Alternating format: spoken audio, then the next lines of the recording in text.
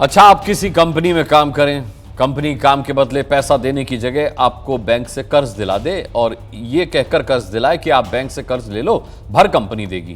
क्या आप भरोसा करेंगे? आपका जवाब होगा, अरे काम किया है तो भुगतान करो, कर्ज क्यों लें।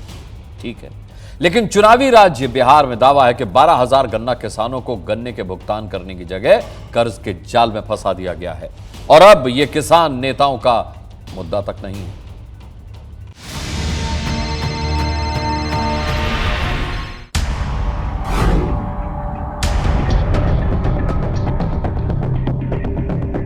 एक बंद पड़ी हुई चीनी मिल,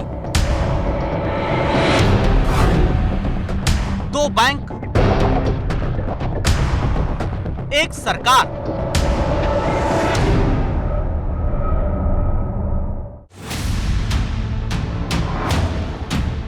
और कर्ज के मकड़जाल में फंसाकर छोड़ दिए गए चुनावी राज्य बिहार के 12,000 गन्ना किसान,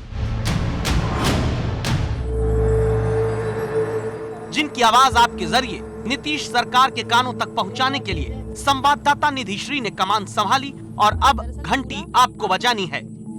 मंगल महतो जी, ये बताइए, उत्तर बिहार के सीतामढ़ी की ये रीगा चीनी मिल है। यहाँ 3 जिलों के गन्ना उगाने वाले किसान अपना गन्ना आपके लिए चीनी बनाने को ला कर देते रहे, लेकिन आरोप है चीनी मिल ने शिवहर के मंगल महतो जैसे हजारों किसानों को गन्ने का पैसा देने के नाम पर बैंकों का कर्जदार बना दिया। गन्ने का पैसा लिया गया। गन्ना का पैसा लिया गया। हाँ, गन्ने का पैसा। आपको ये पता था कि वो लोन बनता जा रहा है?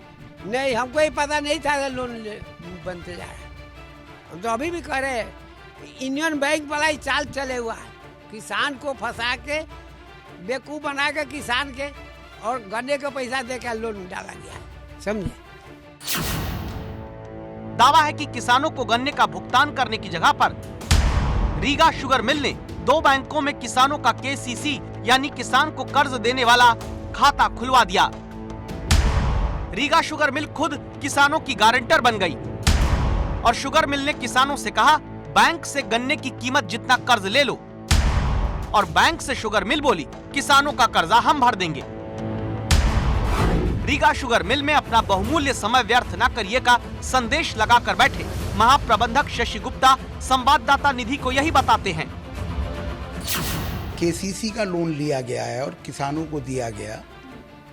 इसमें किसान की सहमति, बैंक की सहमति और प्रबंध तंत्र, तीनों की सहमति से एक एग्रीमेंट हुआ, जो कि भारत सरकार की एक स्कीम के अंतर्गत ये लोन 2013-2014 से शुरू हुआ, जो 2018 तक दिया गया, मार्च 2018 तक।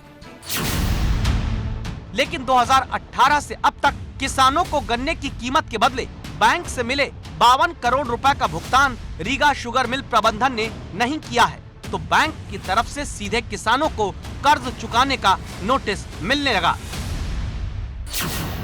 तो जैसे बैंक नोटिस कर रही है, तो नोटिस कर रही है तो ब्याज तो हमें को देना, अभी दिए नहीं है, लेकिन अब नोटिस कर रही है तो देना तो हमें को है। अब क्या देना है नहीं देना, हम लोग तो फंसे हुए हैं। हाँ, फंस गए। दावा है कि ऐसे 12,000 किसान हैं जिन्हें गन्ने के बदले कर्ज बैंक से दिलाकर रीगा शुगर मिल ने ऐसा फंसाया कि अब अपने दूसरे जरूरी कामों के लिए भी किसानों को लोन नहीं मिल पा रहा है। अपने बैंक किसी दूसरे बैंक में केसीसी कराने गया तो वहाँ पे जब मेरा आधार लिंक करके देखा तो हम पे लोन की पता चल रहा था, तो उसने लोन करने से इनकार कर दिया और बताया कि अगर यूनियन बैंक से लिमिट है तो वहाँ से जाकर लिखवा कर ले आइए कि हाँ कि आपके नाम पर लिमिट नहीं है, तो मैं दूंगा कि लोन। गया बैंक से लिखवा कर लाया, लेकिन तब पर भी बैंक वाले नहीं किए। बिहार में जिस तरह चुनावी मुद्दे तैयार हो रहे हैं, ठीक उसी तरह गन्ने की फसल भी इस मौसम में खड़ी है, जो अगले 1 महीने में काटने लायक हो जाएगी। लेकिन यही गन्ना उगाने वाले किसान बिहार के चुनावी मुद्दों से गायब हैं। जिस तरीके से न सिर्फ केंद्र सरकार, बिहार सरकार भी लगातार वादे कर रही थी किसानों से चीनी मिल को लेकर के, पहले से ही मोतिहारी जैसे कई ऐसे जिले में चीनी मिलें जो बंद हो चुके हैं, और अब ऐसे में अगर sugar mill, Riga sugar mill बंद होता है तो जो गन्ना किसान हैं वो सड़क पर आ जाएंगे और इसको लेकर के लगातार सवाल खड़े हो रहे हैं। किसान सड़क पर इसलिए आ जाएंगे क्योंकि बैंक अब कहता है कि अगर किसानों के कर्ज का पैसा शुगर मिल ने गारंटर होने के कारण नहीं भरा तो किसानों से ही उसकी वसूली की जाएगी। रीगा मिल अक्टूबर 2018 के बाद नहीं ब्याज भर रहे हैं, न पैसा जमा कर रहे हैं, कुछ नहीं कर रहे हैं। इससे पहले 18 से पहले जब वो दे रहे थे तो किसी तरह कोई इशू नहीं था। कल होगा रीगा शुगर सिलेंडर करता है तो ऐसा नहीं कि बैंक आपको पैसा नहीं मांगेगा। आप भी साइन कर रहे हैं, एक पार्टी आप भी है उसमें। 2003 से किसानों को भुगतान एक शुगर मिल कर्ज के तौर पर करती रही। 2005 से बिहार में नीतीश कुमार की सरकार है, तो क्या सरकार को किसानों से हो रही धोखाधड़ी की जानकारी थी? हर बार कैन प्राइस पेमेंट वो केसीसी दिखाते थे, किसानों को लोन के रूप में देते थे, फिर उसका ब्याज और जो मूलधन है वो जो है वो उनको भुगतान कर दिया करते थे। तो ये मामला सरकार के संज्ञान में नहीं आता था, चूँकि सरकार को इसमें कहीं से सरकार इन्वॉल्व नहीं थी। यानी सरकार को पता नहीं और एक बड़ी चीनी मिल हजारों किसानों को कर्ज के जाल में फंसाती रही।